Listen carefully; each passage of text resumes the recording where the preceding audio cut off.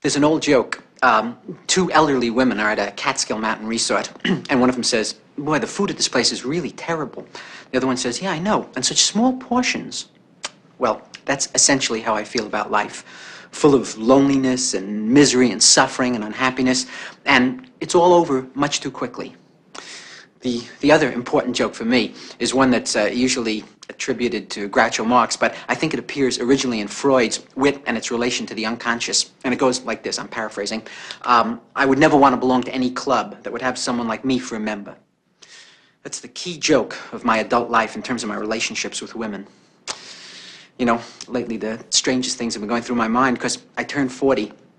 And I guess I'm going through a life crisis or something. I don't know. And I'm not worried about aging. I'm not one of those characters, you know. Although I'm balding slightly on top. That's about the worst you can say about me.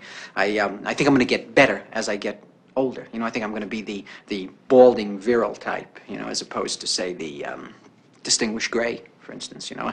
Unless I'm neither of those two. Unless I'm one of those guys with saliva dribbling out of his mouth who wanders into a cafeteria with a shopping bag screaming about socialism. Annie and I broke up. And I still can't get my mind around that. You know, I keep sifting the pieces of the relationship through my mind and examining my life and trying to figure out where did the screw up come, you know? And a year ago we were in love, you know, and I just, and it's funny, I'm not a morose type. I'm not a depressive character.